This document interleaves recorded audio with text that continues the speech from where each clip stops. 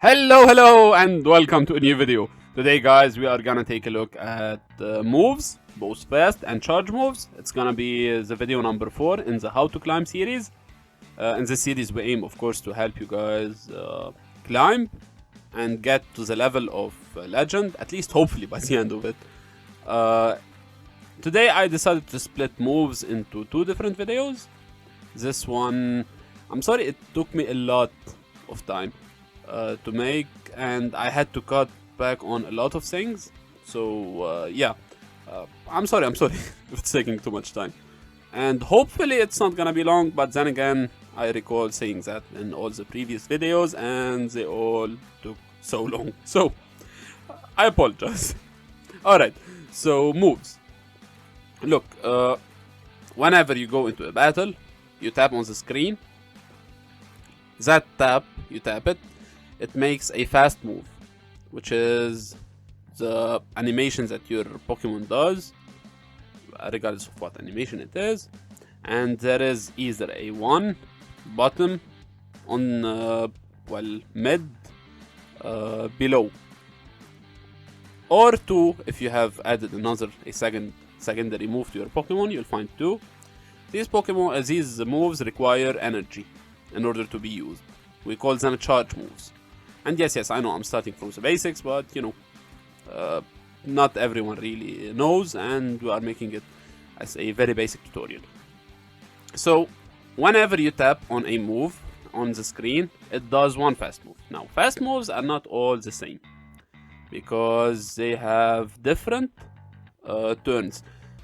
Look, I'm gonna skip now, and I'm gonna head into the tables and show you that. It's gonna be much easier to explain. But before we do, if you can and if you like the content, make sure, guys, to subscribe, to like the video. It helps the channel a lot. We are still very low, and we are trying to grow. By we, I mean me.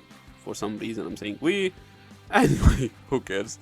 Alright, let's get into the tables and explain more from there. Alright, so as we said before, moves have what we call turn. Fast moves. Here, of course, I'm talking about fast moves. Now, turns, 1 turn technically equals half a second. Moves vary from 1 turn to 2 turns. We have 3 turns, we have 4 turns, and we have 5 turns. 1 move, actually, 5 turns. So 5 turns is 2.5 seconds, 4 turns 2 seconds, 3 turns 1.5, 2 turns, which is the most common, I guess, is a 1 second, and 1 turn is half a second. Turns are very important, and the lower the turn needed for a fast move, the better it is. I'm not saying that a 1 turn move, for example, I'm not saying that Bug Bite is better than Mud Shot or etc.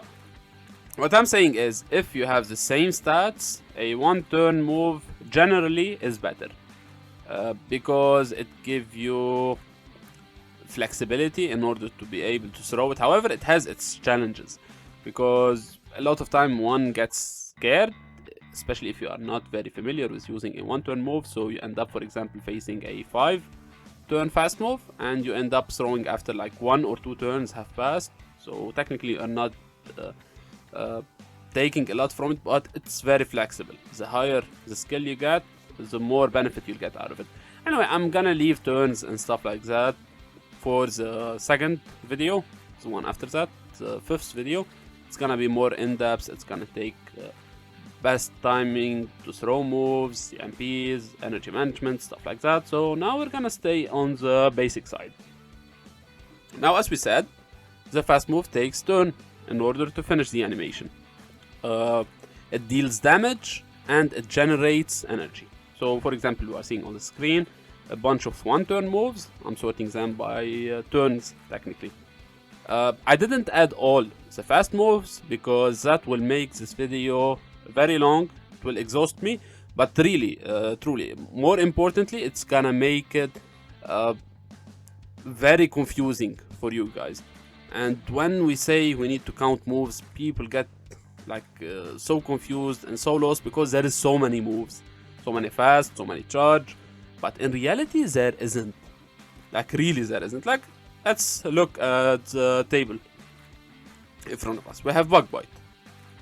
it deals 3 damage per turn. Technically it's a 1 turn move, so 1 bug bite deals 3 damage, it generates 3 energy. The DPT, which means damage per turn, is 3 because it's a 1 turn, and energy per turn, EPT, is 3 of course as well. Here I put a simple rating stuff next to it. Don't take them too seriously. I just threw them, you know, like whatever came to my head. Later on I'll make a more in-depth one. But in order to make a move good, it's not just about the turns, it's not just about the energy and the damage. Many things you need to take into consideration. For example, the typing itself. Bug isn't a good type. Dragon, for example, is. It's only resisted by a single stage from Steel and 2 stages from Fairy. So, all in all, Dragon is a somewhat great type. So, even in the same stats, of course, Dragon Breath has 4 damage, not 3, but even if it was 3, it's gonna be better than Bug Bite, for example, and so on. Other than that, the Pokemon that's using it. For example, Lick, we see it everywhere. We don't see Bug Bite everywhere. But in theory, Bug Bite and Lick are the same move. 1 turn, 3 damage, 3 energy. Same as Bug Bite, same as Water Gun, same as Tackle. I didn't mention Tackle here because you don't really encounter Tackle a lot. But yeah, Tackle as well is a 1 turn, 3-3. And Water Gun and Tackle, as you know, are not that great. Meanwhile, you see lots of people running Lick, but it's not about Lick. It's about the Pokemon that's using it and the typing. Ghost is great as a offensive typing, and also the Pokemon that use it, like Lickitung, for example. Lickitung is oppressive, and it benefits from being a Ghost, a normal type, because it counters Psychic and Ghost types. So you have a play, for example, against Medicham, against Deoxys, against Annihilate, because these types take super effective from your fast move, and they are technically your counters, because, you know, fighters do counter normal types. So Licky has bulk also as well, has a lot of things, and Body Slam is a great move. Anyway, so you see many factors play a role into making something or a special move great, good, etc. But when you are preparing to count moves, technically speaking, Lick, Bug Bite, Water Gun, and Tackle, as long as you learn the energy generated by one, you know all of them. So, and technically speaking, Dragon Breath, despite dealing 4 damage, it still generates a 3 energy. So technically, energy-wise and counting-wise, it's still the same as Lick. So Dragonair has Dragon Breath and Body Slam and Aqua Tail. They are both the same 35 energy. So both moves need you to reach 12 Dragon Breath or 6 seconds. You need to reach them. Lickitung has Lick and Body Slam as well. It needs 6 seconds or 12 licks in order to reach Body Slam. So learning these energy generation is gonna be pretty crucial. Lock-on is different, for example, but you won't see many lock-ons. However, as well as in the charge moves, for example, Fairy Wind has the same as Mudshot, has the same stats as Psycho Cut, as well as Thunder Shock and Poison Sting. So technically all these 5 moves are the same move. They have the same stats, but different typing and different names. So when you break down all these moves like that, you kind of end up in the same range, you know? So don't get too frustrated and don't fear counting and look at it as it is something impossible. It's gonna be hard and it's not something you just pick up. But I suggest you learn it because it's essential. Like, this is one of the stuff that separate you from playing in Ace and playing in Expert, at least. I'm not gonna say Legend, but in Expert. The difference is crucial, actually. And it will put you a bit on the Legend level just by learning your count. And again, I'm not gonna put all the fast moves. Let's just look at the ones in front of us. Like, for example, we have here the 1 turns, as we spoke before. Now we get into 2 turn territory with these two, Fairy Wind and Counter. Counter is technically one of the best moves in the game so far, at least. If you want to know how oppressive counter is, like Dragon Breath is 4 DPT and 3 EPT. Meanwhile, counter is 4 DPT and 3.5 EPT. So a crazy move, and fighting itself is a crazy good attacking type, so it makes it an excellent move. Fairy Wind isn't that far behind because it generates energy like crazy. If you use a Mudshot, for example, if you see Greedent and stuff like that, for example, Greedent reaches Body Slam or any 35 energy requiring move by 4 Mudshots consistently. Gallade, for example, uses Psycho Cut, which is a Mudshot clone and a Fairy Wind. They are the same stats.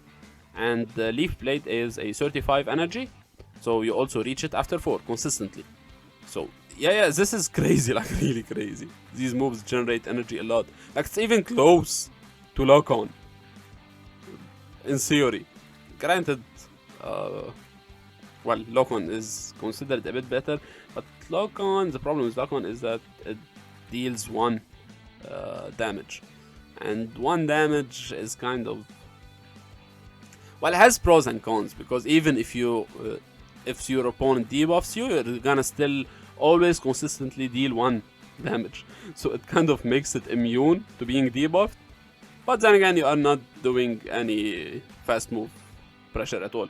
Like even, for example, Lock-On is a normal type. So Giratina versus Registeel. Registeel is consistently dealing 1 damage per turn to Giratina. Now, Giratina is a ghost type, so it double resists normal type attacks, and yet you are dealing 1 damage. So yeah, it has pros and cons, I guess. Now let's look into the second table. Alright, now table number 2, we see Poison Jab and Poison Sting. Poison Sting, as we said before, has the same stats as Psycho Cut, as Mudshot, Thundershock, Fairy Wind, etc. So yeah, Poison Jab and the move on the last one, technically, Steel Wing, they have the same stats as well. They are a 2-turn fast move that deals 7 damage and generates 7 energy. They are both a great move, and as you see, for example, I need to mention this. I did rate Poison Sting as mid. Okay, this isn't fair actually. I'd say good, not great, but because there is a better fast move, which is Poison Jab.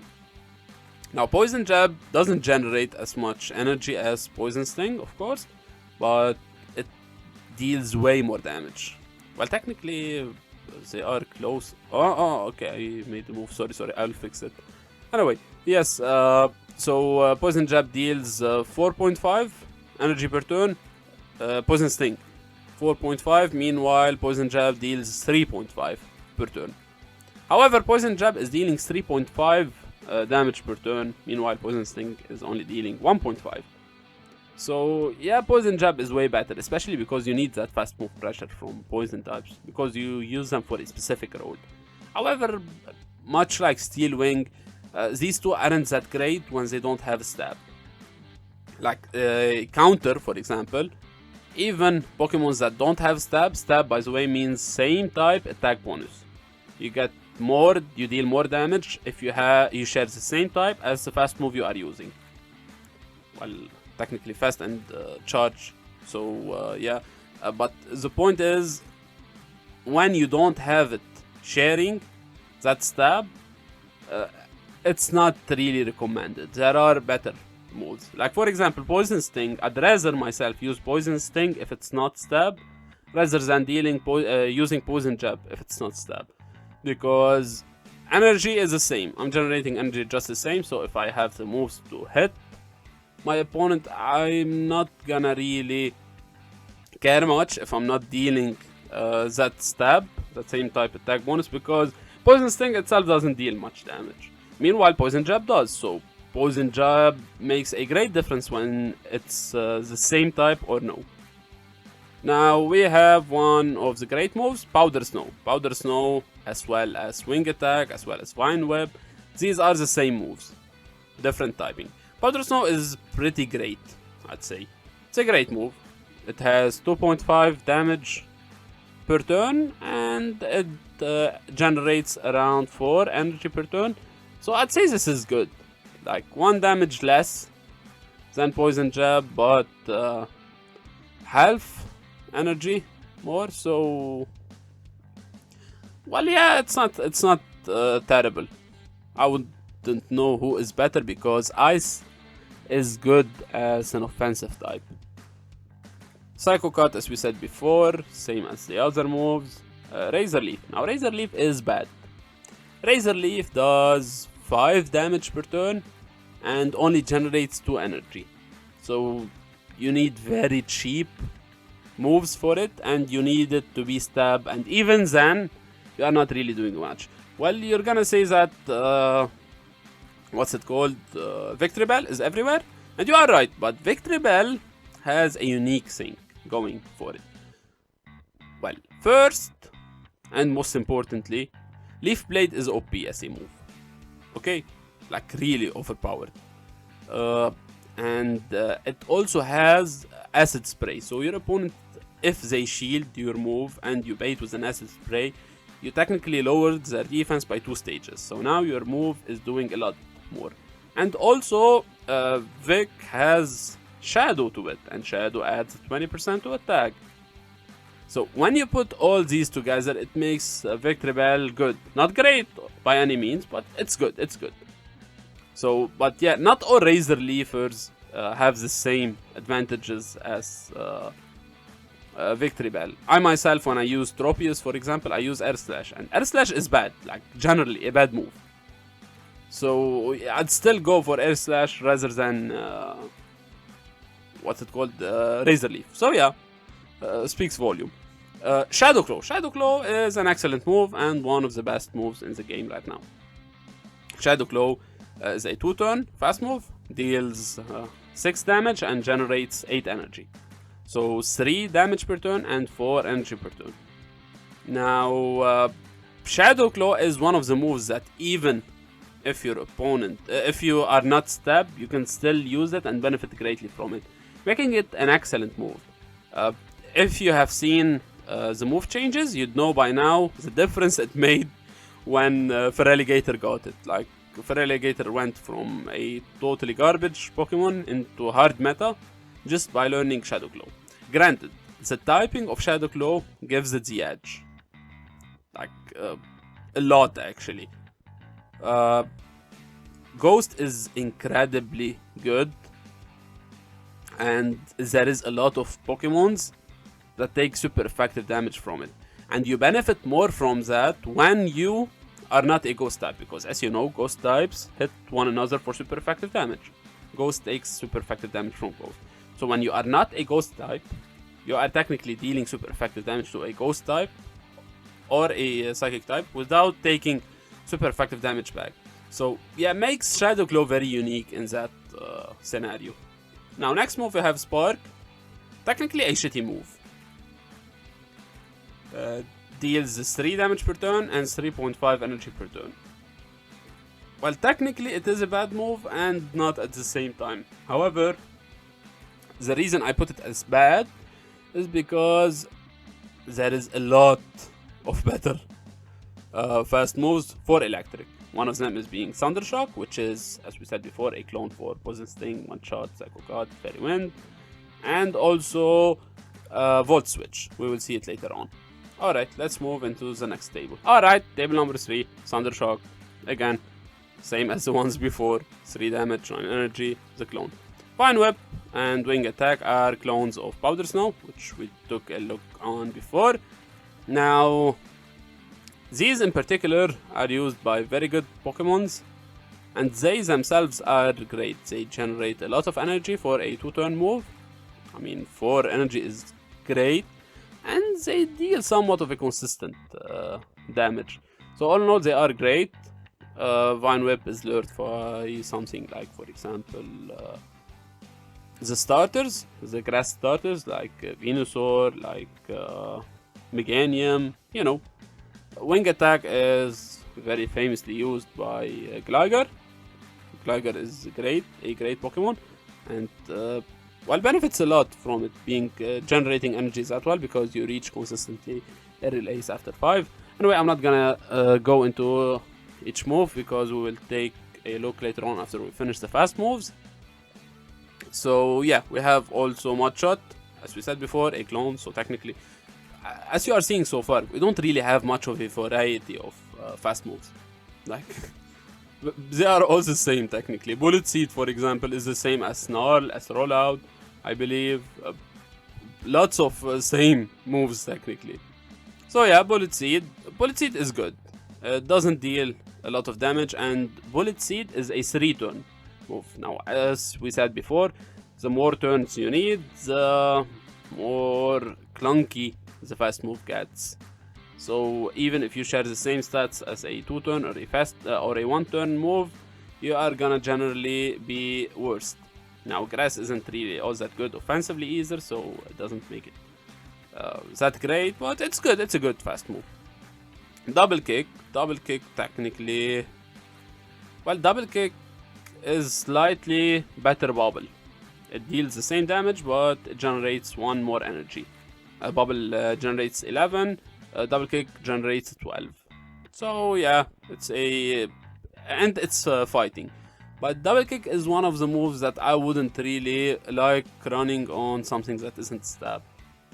Because as a 3-turn fast move, you are still not dealing that crazy damage. So yeah, but you are generating, well, some great energy actually. If you play Virizion, for example, Virizion has Sacred Sword and Leaf Blade. You reach them after 3, which is, well, technically crazy. I mean, 3 moves regardless. 9 turns is still a lot. Charm is bad. I hate moves that deal a lot of damage and don't generate energy, because they have 0 tactics behind them and they are easily walled because they don't have that many tactics going for them. It has 5 damage per turn, which is crazy high, like one of the highest, I believe. Well, the highest, yeah, 5. Razor Leaf as well does that, but yeah, 5 is as high as you go basically. 5 damage per turn, but you're only generating 2 energy per turn, which is very sad, to be honest. Like 6 energy for a 3-turn fast move is not good. Anyway, let's move into the next table. Alright, now a great example of what we were saying earlier about the turns is Dragon Tail. Now, if you remember, Dragon Breath deals 4 damage per turn and 3 energy generating per turn. So 4 and 3. Meanwhile, Dragon Tail deals 4.33 and generates 3 energy per turn. So on paper, Dragon Tail is better. However, in reality, Dragon Breath is way better, because it's more flexible. It allows you to throw at any time you want, and the higher you go skills-wise, the better you get at taking advantage of Dragon Breath. So yeah. But still, nonetheless, Dragon Tail is a great move. Fire Spin. Well, Fire Spin is a mid move, to be honest. It's a 3-turn move, so it's already in the bad realm, for me at least. 10 damage, 10 energy, making it at 3.33 as well for energy. So, a worst poison jab, technically, and a 3-turn at that. So, yeah. Now, Geomancy. Geomancy technically is a bad rollout or a Snarl. They are good moves, like rollout and Snarl and Bullet Seed. They are 3 turns, of course, but nonetheless, they generate some good energy. Geomancy does the same, but it deals 1 less damage. It deals 4 damage and generates 13 energy, putting it at 1.33 in terms of DPT and 4.33 in terms of EPT. So it's worse both in damage and energy than a Mudshot, which is a 2-turn move. But yeah, we have Hex. Hex is a 3-turn move. I'd say mid at best, because it has the same stats basically as a Fury Cutter, but Fury Cutter is a 1-turn. Granted, Hex has Ghost type to it, so making it a bit better offensively. Nonetheless, it doesn't deal any damage, and as a 3-turn move, 4 energy is not crazy high. So yeah, all in all, mid at best. Ice Shard. Well, Ice Shard is a worst fire spin. So yeah, it takes that. It's a worst fire spin. So mid at best, but however the Pokemons that have it benefit quite a lot from it, and Ice is good offensively as well. But then again, Fire isn't bad. But yeah, stuff like Dugong, for example, benefit highly from it. Now let's move into the next move, Mud Slap. Now, Mud Slap technically is bad. 3 energy generated from a 3 turn. Well, not 3, 9 energy, but 3 EPT. I'm talking about energy per turn is not that high for a 3 turn move. But the damage is okay. I mean, well, it's not good. It's mid. I'm not gonna say it's bad, but it's mid. Rollout, as we said before, it's a clone of a Bullet Seed and Snarl, so it is a good move. Rock is okayish offensively, not bad. All in all, I would use it. Like, for example, it's better than Geomancy.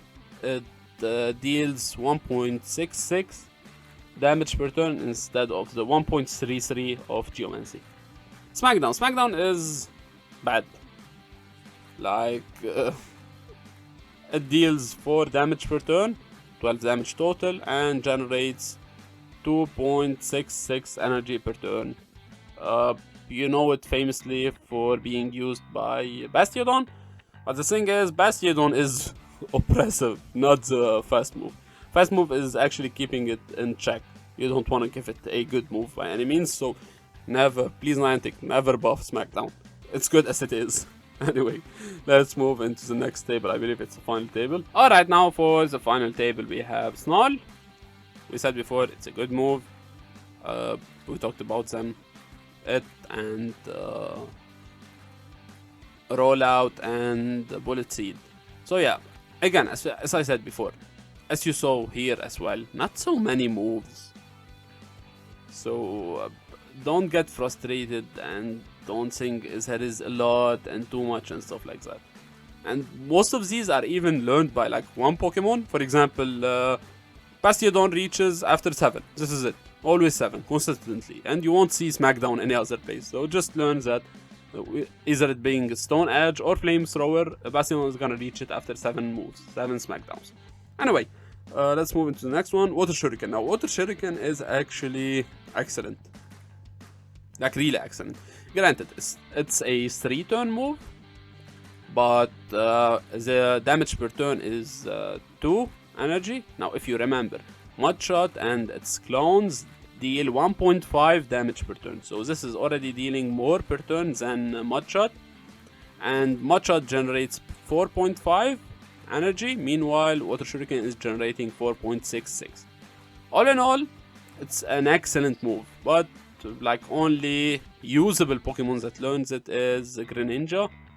And Greninja benefits from it because it's a glass cannon. It hits hard. So generating energy a lot fast, and Hydro Cannon is OP as a 40 energy, so yeah, you benefit a lot from it. Waterfall is a bad move, same as Confusion. They don't really do anything much. 4 damage consistently. Waterfall is slightly less energy per turn, but it's a 3 turn, meanwhile Confusion is a 4 turn move. So yeah, both are not really that good. Confusion could be usable because 4 energy, 4 turns somewhat give you something. Like, most moves are 2 turns. Like, the vast majority of moves you'll see are 2 turns. Because, you know, Counter and Shadow Claw are the most used moves alone, and they are 2 turns. And when you are playing against a 2 turn, it doesn't matter if you are a 2 turn or a 4 turn move. That's it. So this gives it a bit of an edge, but that's about it. Else it's bad. Volt Switch. Now, Volt Switch, technically speaking, has the same stats as Shadow Claw, but Shadow Claw deals 6 damage and 8 generates 8 energy, and it's a 2 turn. This one is a 4 turn. It deals 12 damage and generates 16 energy, making it a 3 damage per turn and 4 energy per turn. Now, this is a good move. A great move, actually. At least I put it great, because Electric is offensively great, and it kind of hits a sweet spot as we talked about 4 turns being somewhat forgivable, and at the same time the type has an edge and it deals consistent damage, generates consistent energy. I don't know, it's good, it's good. I'd say it's great, but I myself, when I'm using electric types that have Thundershock, I usually go for Thundershock over it. Even though this is the recommended one, but I kind of tend to prefer Thundershock. But nonetheless, this deals more damage. Anyway, Incinerate. Now, Incinerate is the only move in the game, as of right now, that has 5 turns. It's learned by stuff like Talonflame. Mostly you know it for Talonflame. It deals 20 damage and generates 20 energy. Now this number is crazy, like the DPT for it is 4 and the EPT for it is 4. This is why I put it in excellent, because technically it's the most rounded move, damage per turn and energy per turn. Nonetheless, it's very clunky. Like a 5 turn fast move takes a lot, like 2.5 seconds. This is a lot. However, what makes it excellent is if you are playing in a lower elo and people don't know when to time the charge moves, you could end up sneaking a move. Now, sneaking and Incinerate gives you 20 energy. Like, cheap moves, cheap charge moves like Aqua Tail, like Leaf Blade, like Body Slam need 35 energy, so you are almost doing the same, generating the same. Well, technically half, but half is not a small word. So yeah, this makes it an excellent move, especially for someone playing at a lower elo. Now at a higher elo it gets pretty clunky and it kind of becomes bad. Still, nonetheless, stats wise, damage per energy and per turn and energy per turn, it's excellent. Now that we took a look into fast moves, I'm gonna try to cut it short here and go straight into count. Alright, now counting is a bit tricky because there is 2 ways to go about it. One is to simply memorize the count. Like if you see on your screen right now, for example, next to Grass Knot, you see 6, 6, 5, 6. Now, Psycho Cut, meaning you need 6 Psycho Cut for the first 2. The third Grass Knot will need 5 Psycho Cuts, and the fourth will need 6 again. This is one way to go for it, which is the easy way. It's the way most of us use.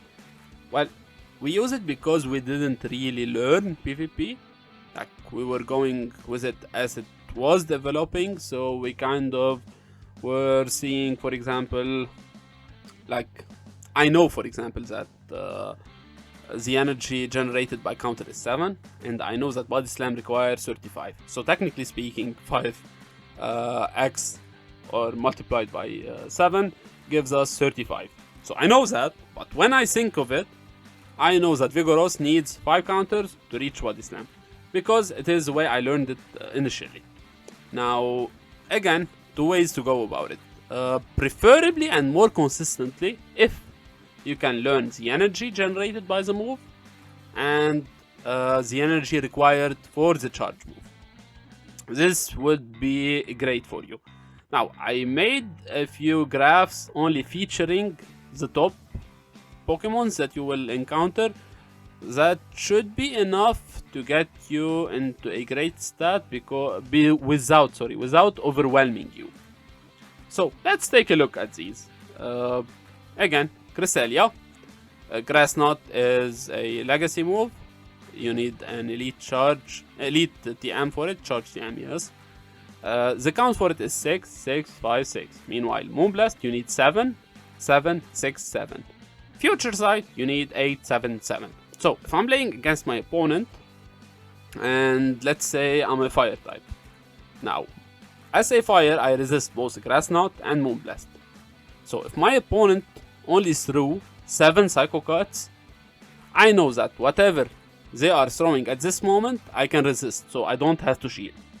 Now, if they build energy enough for Future Sight, so if they throw 8 Psycho Cut before throwing their charge move, I might think that, yeah, this might be a Future Sight. I might need to shield, because normally fire types are glassy, and Future Sight, as we see from the stats, it's a 65 energy and 120 damage. So yeah, this isn't something to mess around with, especially because it's stab, as Cresselia is a psychic type. So yeah, this is how you start to think when you are playing against one opponent. Now, if I want to catch as a fire type, I will wait until they reach 8 and I will swap. This only works in basic levels, because in basic levels, usually opponents throw whenever they reach the move. Now, the higher you go, people will stop throwing the move at exactly the right count. Nonetheless, it helps, especially if they have a pattern. You may not make a catch on the first move they throw. Let's say they are throwing after, for example, building to 8 Psycho Cuts, 9 Psycho Cuts each time. So, as long as I get the pattern that they are throwing 1 extra, at least for the first, the second only requires 7, but as long as they are, I get a pattern that they are throwing 1 extra, I can make a catch later on. Now again, catching is a different topic for a different video, so let's not focus on it. Regiseal. Regiseal has lock on. It's a 1 turn, 1 damage, 5 energy move. Flash Cannon, you don't really see it much often, but it's good to learn that it needs 14 lock-ons. Now, the way I count myself, I count by one strategy, which is the 2 turn moves strategy, meaning 1 second. I count by seconds. So, for example, Regiseal needs 7 seconds to reach Flash Cannon, 7.5 to reach Focus Blast, and 8 to reach Zap Cannon. This is how I myself count. I don't count each one of them, each 1 turn move. I count by 2 turns or 1 second. Same applies to Lickitung. Lickitung, as we said before, 1 turn, 3 damage, 3 energy. Body Slam 35. It needs 12 or 6 seconds for the first one, 12 licks or 6 seconds for the second one, then 11, then 12. As for Power Whip, you need 17, which is 8.5, 8.5, then 8, then 8.5. Or 17, 17, 16, 17. Alright, now we have Wing Attack. Wing Attack, as we said before as well, we do 5 damage and we generate 8 energy. Now, Night Slash is very cheap. It's a 35 energy, which is the cheapest you find in moves. Like 35 energy is the bare minimum. You cannot have anything below it because you cannot stack 3 charge moves at the same time. Alright, the maximum is 100 energy we can keep. So 35, you cannot build 3 charge moves, so you're always gonna have 2. But you'll be close enough. So yeah, you need 5 wing attacks for the first one, 4 turns, then 5, then 4. This applies, of course, to all 35 energy. So, for example, you know that Pelipper uses wing attack, and you know that Weather Ball is a 35 energy. So even if you haven't played Pelipper before, but you remember these stats, that 35 go 5, then 4, you'll know that you will reach a Weather Ball after 5, then 4, then 5, then 4. Same applies here. So you get this, right? Try thinking about it this way, and don't worry, you need experience. A lot of experience actually, so don't get overwhelmed by it. Aerial Ace, always 5. Always remember that. After 5 wing attacks, they reach an Aerial Ace. Now, Dig. Dig, we need 7 for the first. And then 6, 6, 6 for the rest. Of course, if you go below that, some of them might change, but you rarely see them. Like 5 moves, 5 charge moves is a lot, so you normally don't go afterwards. But if you are learning to count by energy, you yourself will know what your opponent has. Especially if they throw different moves, so you'll know each one how much did it require, so how much energy left for the opponent. They might throw 1 Night Slash, 1 Dig, etc. So they will have different energy at the moment. So yeah, again, this isn't optimal, but it's good enough. So this is way good actually. And you don't need to learn every Pokemon and every count in the game. You just, for now, need to learn the most common ones. Alright, let's move into the next 4. Alright, I'm gonna try my best not to take so long on them. Swampert Again, one shot, 3 damage, 9 energy, 2 turns. You reach Hydro Cannon for the first one, after 5, then 4, then 5, then 4. Earthquake, always 8 for the first one, then 7, 7, 7. And the same to Sludge Wave, which is technically, right now, after the EQ nerf, it became an EQ clone. Before that, you used to deal 120 with Earthquake, now you deal 110. So it is the same move technically as Sludge Wave. Now, Carving. Rock Throw is one of the moves that I didn't really mention because it's a very bad move. But Carving is pretty OP, so they balance each other out. Now, you need Rock Throw generates 5 energy. So, you know, 5 multiplied by 9 gives you 45 energy. So you always reach Rock Slide after 9. Regardless. Moonblast requires 60, so 5 multiplied by 12 equals 60. So you always consistently reach Moonblast after 12. Alright? Now Skarmory. Skarmory with Steel Wing generates 7 energy and deals 2 damage.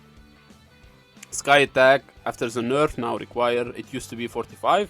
It used to be the same as Rock Slide, now it needs 5 more energy. So it needs 50 energy. So you need 8 Steel Wing for the first one, then the 3 afterwards are 7. Meanwhile, Brave Bird, it is a 55 energy. So 8, 8, 8, 8. By the way, I mentioned below the stats of each move. For example, effects. When you throw a Brave Bird, you have 100% chance for -3 stages on your defense. Def self, here I mentioned them. Feraligatr. Feraligatr has Shadow Claw now. You always consistently reach... well, not always, but yeah, for now. You reach it after 5. Hydro Cannon. Crunch 6656. Ice Beam 7777 for the first ones. Alright, let's move into the next one. Alright, now Surf for Lantern requires 6665. Meanwhile, Thunderbolt for the first 4 moves, you need 8. Look, if you wanna see other Pokemons, technically you can go to PvPoke and show move count. Tap the show move count when in ranking, and it will show you, but it will only show you the first move. It will not show you consistently how it goes. So you might be playing against a Lantern, and you wanna catch, for example, they throw after 6, then 6, then 6, then you are waiting for them to throw after 6, and they throw after 5. And you get fogged. So don't do that. Instead, learn the counts, and preferably again, and optimally if you can, learn how each fast move generates energy, how much, and how much each move requires energy. You'll be in a way better spot. And again, some Pokemons are the same. For example, Mantine has Aerial Ace and Wing Attack, so technically the same as Gligar. After 5, you reach Aerial Ace. You need 7 for Ice Beam, and yeah, that's it. Now Mandibuzz. Mandibuzz now has Snarl. It needs 4 for the first Aerial Ace, same as Dark Pulse. But afterwards, you go for 3. Meanwhile, you stay 4 for Dark Pulse. Now, if you had Foul Play, I didn't mention it here, but Foul Play, you go 4, 3, 4, 3. Alright, so for Umbreon as well, 4, 3, 4, 3.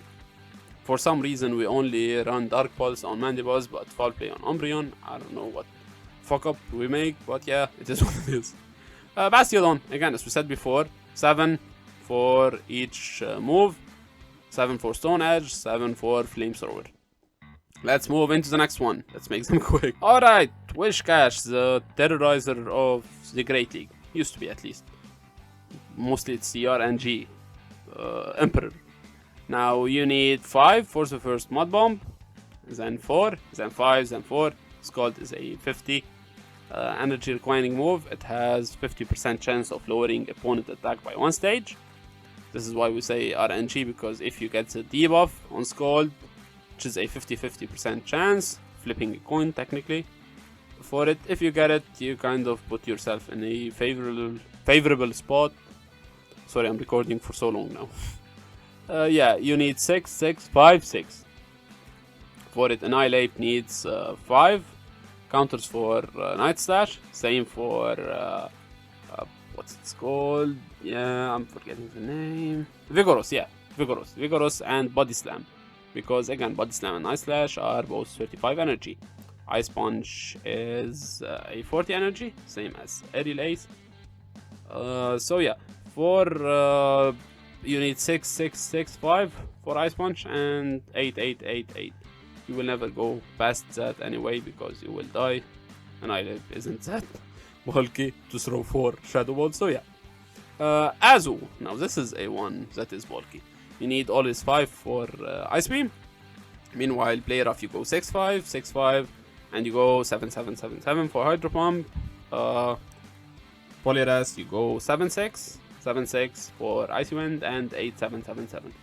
By this point, I really recommend you guys skip to the outro and get these formats yourselves, although it's better if you watch them being repeated.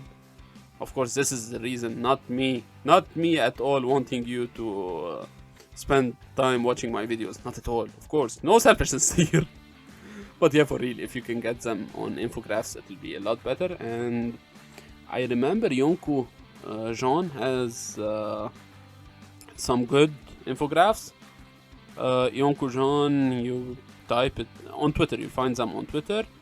Yonko, if you watch One Piece, Yonko or the Emperor of the Sea. And Jean, as in Jean-Claude, Jean-Paul, etc. Gean. So yeah, try searching for them. They probably have better infographics than what I do, but I had to make these for the video, and these fucks took so long. So yeah, let's move into the next one. Alright, we talked about Pelipper before. Wing attack to Weather Ball, 5-4, 5-4. Hurricane needs 9 for the first one, then 8, 8, 8, 8. Aerial Ace by Vineweb. Technically we all know the count because much like Aerial Ace with Wing Attack, because Wing Attack and Vineweb are clones, as you see on the screen right now. They both are 2 turns, they deal 5 damage, 8 energy. So you need always 5 for Aerial Ace for the first 4, and you need 6, 6, 5, 6 for Frenzy Plant. Vigorous, we talked about it before, counter with Body Slam, it's the same with Night Slash, 5, 5, 5, 5. Break is a shitty move, don't run it under any circumstance, but if you wanna know it, it's 6, 6, 6, 5. And Rock Slide, you reach it after 7, 6, 7, 6. Now, we have whatever this is, Clodsire.